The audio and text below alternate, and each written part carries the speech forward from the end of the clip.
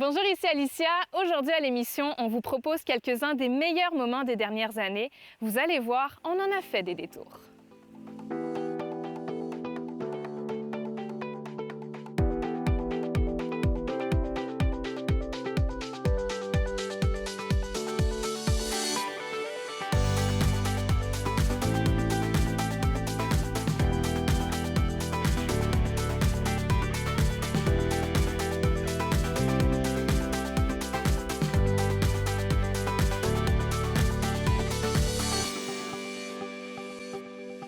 Si vous voyagez un tant soit peu sur les routes du Québec, vous avez certainement pu remarquer que le travail des artisans est primordial pour faire rayonner leur coin de pays.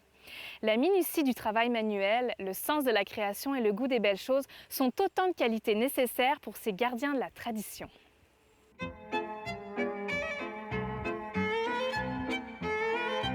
Je savais que je voulais travailler de mes mains. J'avais toujours vu mon père bricoler. Il a fait tous les métiers. Et puis, donc ça, pour moi, c'était quelque chose qui était quand même assez déterminant. Mais d'un autre côté, j'aimais beaucoup les arts. Donc, j'aimais le dessin, j'aimais la musique. Et puis, donc, la lutherie, ça permettait ce mariage des deux passions.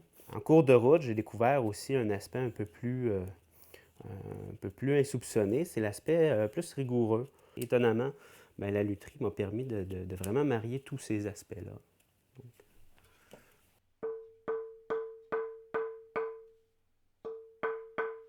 Le discours, c'est que ça prend les bois que Strad a utilisés pour arriver à faire les bons instruments. Donc Stradivarius qui s'approvisionnait essentiellement là, dans le nord de l'Italie. Et moi, je ne pouvais pas concevoir qu'il n'y aurait pas d'autres bois là, que ça. Et le problème, c'est qu'il n'y avait pas de documentation. Je ne savais pas quoi regarder, quoi comparer. C'est sûr que j'ai fabriqué dans les bois québécois, dans les bois européens, mais le problème, c'est comment comparer objectivement. Et l'avantage premier d'utiliser les bois québécois, on va avoir une plus grande tolérance aux écarts d'humidité. Donc, ça fait des instruments qui ont un peu plus de résistance là, à nos hivers rigoureux. Et au niveau des propriétés mécaniques, acoustiques, suffit de trouver le bon peuplement et on va avoir les qualités là, comparables, sinon supérieures aux bois européens, du moins aux bois européens qui nous viennent. Il ne faut pas oublier que pour avoir le premier choix, il faut être sur place quand on coupe. Donc, c'est cette difficulté-là là, d'approvisionnement qui pourrait être l'avantage là, des bois québécois. On aurait un premier choix sur nos essences.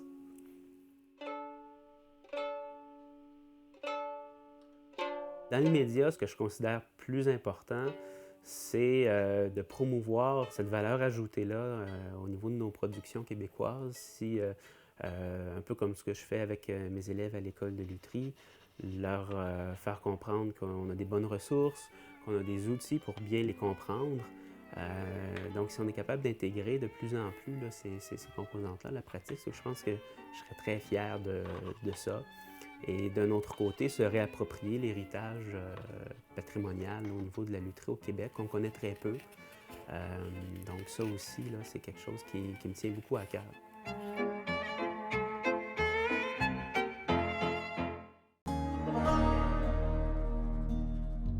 Plus on a des belles branches, plus c'est facile de faire un beau panier. Si on a des branches qui ne sont pas intéressantes, on ne fait pas un beau panier. Chez nous, il y avait des paniers à traîne, des paniers pour les patates. Puis ça fait ça, je regardais ça, ça m'intriguait. Je savais que mon père en avait déjà fait, mais je ne veux pas vraiment accrocher là-dessus sur le moment. Puis il y avait un voisin de chez nous qui en faisait à l'occasion, un de temps en temps, qui en avait, puis qui savait en faire. Ça fait que je me suis fait expliquer par lui comment, avec quoi il faisait ça. Ça, je le savais, ça, de toute façon. J'étais capable de reconnaître les tiges d'aude rouge, puis je savais. Puis je me suis fait expliquer comment il s'y prenait, comment il partait ça, puis il passait dans les coins. Puis bon, c'était sans cérémonie, on a fait, mais il était bon. Ça fait que lui m'a expliqué, ce qui fait que ça fait une quarantaine d'années que je touche à ça. Jamais à plein temps, je peux pas me considérer comme un vannier, dans le sens que je gagne pas ma vie avec ça, très loin de là. Mais j'aime ça, puis à tous les ans, je fais quelques paniers. Je vais aller me ramasser un peu de noisetier. Il ne serait pas assez gros pour faire des anses.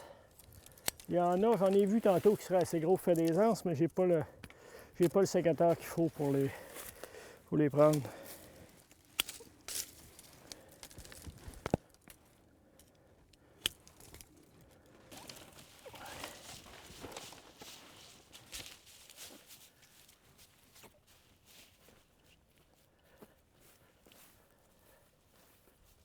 Dépendant de la longueur que j'ai mis mes arcs, dépendant de la façon dont je l'ai fait, il va être balancé ou il ne sera pas. La difficulté d'un panier, il n'y a rien qui se mesure après un panier. C'est juste, il va juste à l'œil. Puis il ne faut pas qu'il porte sur le centre. S'il porte sur le centre, il va être versant. Là, il ne sera pas pire. Il faut garder nos bases. Il y a une base de connaissances. Il y avait une de mes amies qui disait on ne devrait jamais laisser aller nos enfants dans la vie sans les avoir montré à se faire du pain, sans les avoir montré à être capable de s'organiser avec peu. Et à la base, puis je trouve que la vannerie, certains types de ces métiers-là, sont là, c'est ça, c'est la base. Puis ça ne se perd pas, que ça continue, ces choses-là, ces savoirs-là.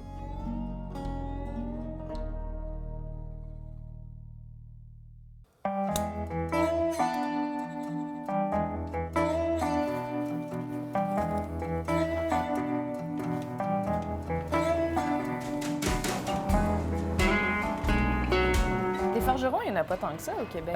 C'est assez rare, en fait. C'est un métier qui est pas mort, qui sera jamais mort, mais qui a perdu beaucoup de sa toile, comme on peut dire.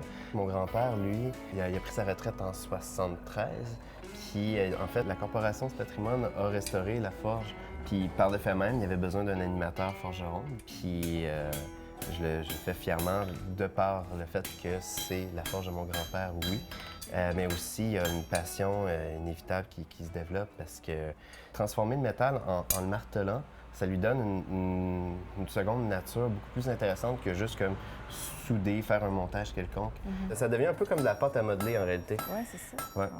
C'est ça qui est surprenant parce qu'on n'est pas habitué justement de voir du métal puis de se rendre compte qu'on peut faire ce qu'on veut avec, mais non, concrètement... On voit souvent ça dans les films, mais c'est vrai que de le voir en vrai comme ça, c'est assez impressionnant. Ouais.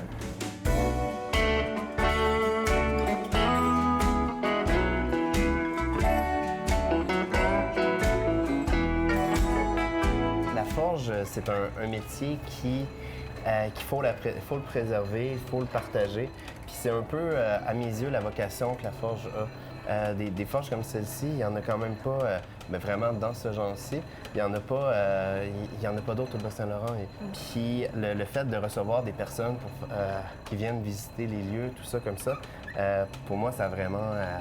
ça n'a pas de prix, en fait. Il y a une transmission du savoir. Puis... Ben, c'est ça, ça permet de justement parler un peu du patrimoine, de comment c'était à l'époque, tout ça, puis de cultiver un milieu dans ce genre-là.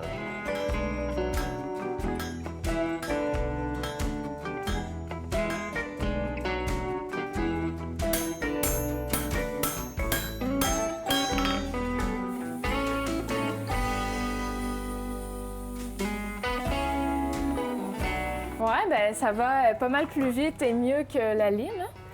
Ouais, ben franchement, ça va de soi que si mon grand-père avait pu avoir cet outil-là, puis tous les autres outils qu'on a aujourd'hui, il les aurait utilisés. En tout cas, on a travaillé fort pour arriver à ce résultat-là. Je te remercie beaucoup pour m'avoir fait essayer ta forge, puis nous avoir fait découvrir ton monde, finalement. Ben ça me fait vraiment plaisir. Ouais. Lorsque l'on parle du travail manuel, une place de choix revient aux travaux de tissu, de fil et d'aiguille. Explorer ces savoirs qui existent depuis la nuit des temps en y ajoutant sa touche personnelle. Là se situe le secret du succès pour celles qui ont choisi d'en faire leur gagne-pain.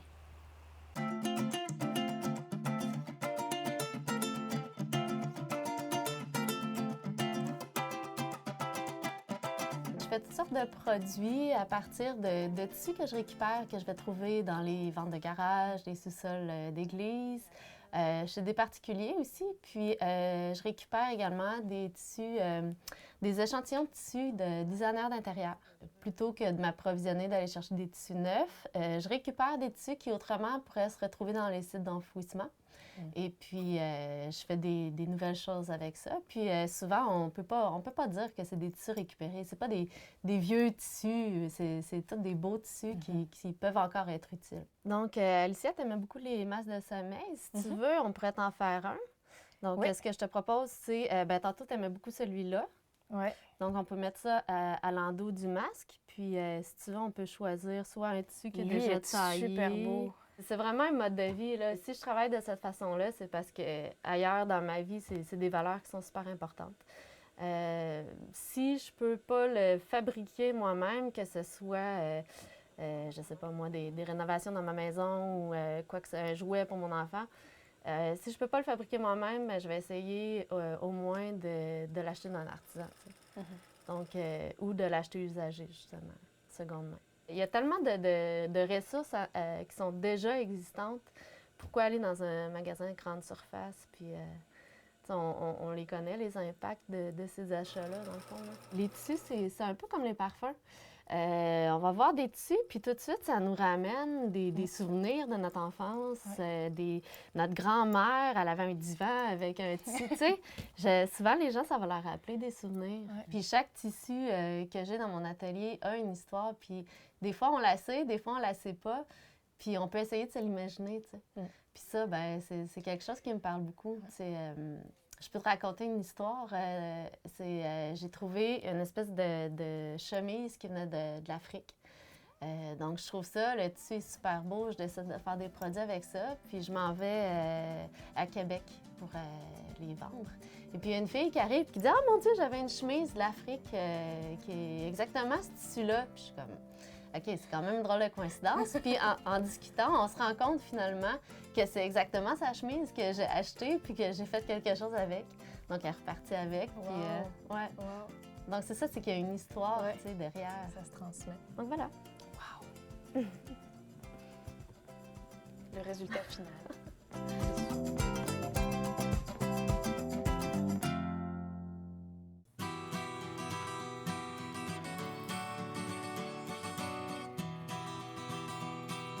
Oui, c'est vrai qu'il ne faut pas aller vite, hein? C'est difficile le chanting sur ce coton-là. Mais tu vas bien, là, oui. Le batik, c'est une technique qui est originaire d'Indonésie, du Moyen-Orient également. Selon toi, pourquoi est-ce que les gens ont commencé à faire du batik? Comment ça a commencé? Bien, moi, je spécule, là, mais je pense que ma spéculation est bien raisonnable. J'imagine qu'il y a très, très longtemps, à une époque où il y avait du tissu et des chandelles, un soir, quelqu'un circulait avec une chandelle, il y a une goutte de cire qui est tombée sur un morceau de tissu qui était destiné à être teint. Et quand on l'a teint, bien, la teinture n'a pas pénétré le tissu là où il y avait de la cire. Bon, j'ai fait le contour des pétales et maintenant, ce que je vais faire, c'est vraiment aller remplir les pétales de cire. Je vais y aller avec le pinceau cette fois.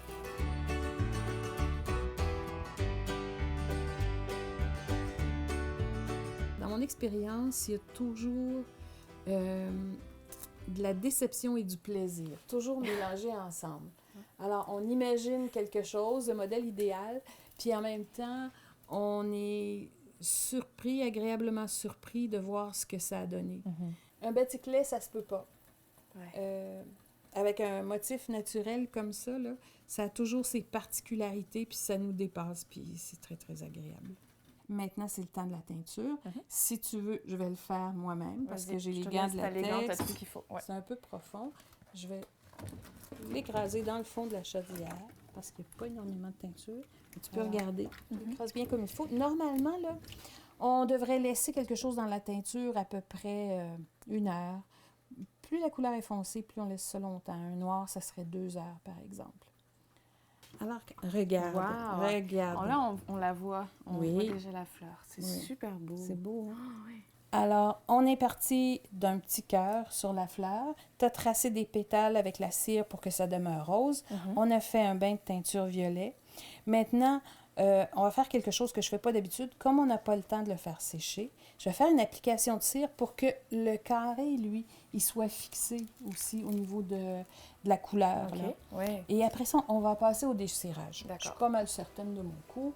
Ça ne fera pas une grande différence, sauf plus de bruit au moment du décirage. Donc, je vais comme ça. Tu vois, ça pénètre pas bien parce que le tissu est Et humide. mouillé. OK? Mais au décirage, l'humidité va partir et la cire va pénétrer le tissu. Et on va enlever en même temps l'excédent. Bon. C'est très bien comme ça.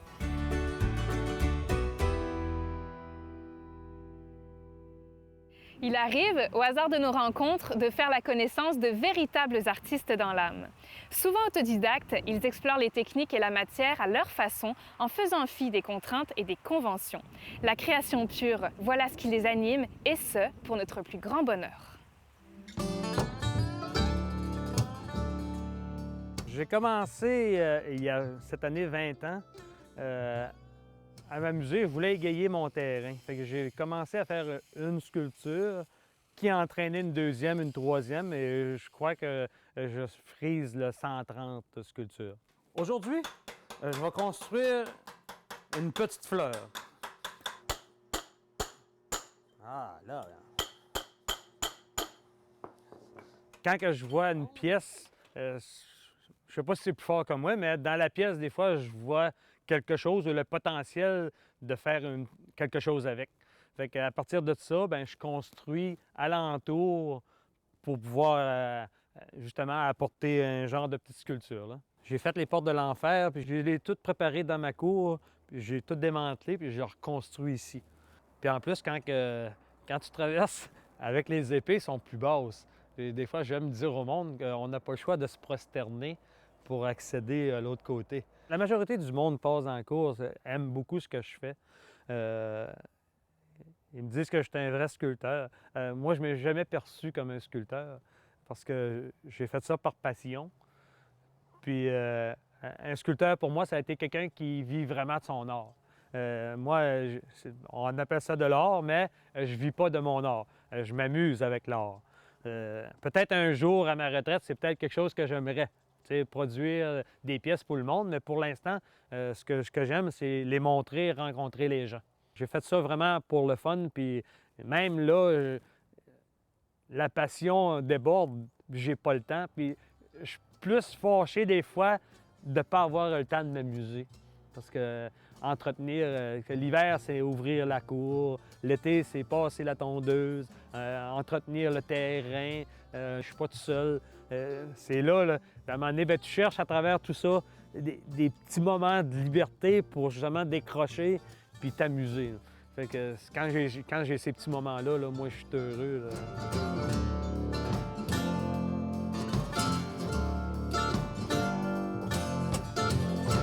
J'ai fait mon cours d'électronique industrielle au cégep de Matane. Puis je voulais pratiquer, on avait un cours de pneumatique. Puis j'avais quelques tuyaux qui traînaient là. Puis là, je ne sais pas comment c'est arrivé là, mais dans un des tuyaux, il y a une petite cochonnerie, là, un petit déchet qui est arrivé, je ne sais pas comment. Fait que quand j'ai appliqué la pression d'air là, dans la tuyauterie, j'ai entendu siffler, là, un petit sifflement. Là. Quand je rachetais des bouts de tuyaux, là, ça venait plus grave un peu. J'ai fait, hey, je pourrais essayer de faire une cornemuse avec ça, ça serait quand même comique. Puis écoute, j'ai essayé. Puis le son est quand même doux, il n'y a rien de trop agressant, c'est quand même agréable. Là. Fait que, écoute, l'idée est venue de même. J'ai fait un cégep en spectacle, puis à ma très, très grande surprise, j'ai gagné.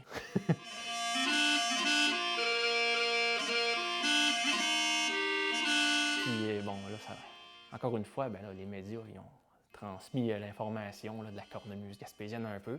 Ils ont commencé à en parler, fait que j'ai fait quelques concerts et tout. Là.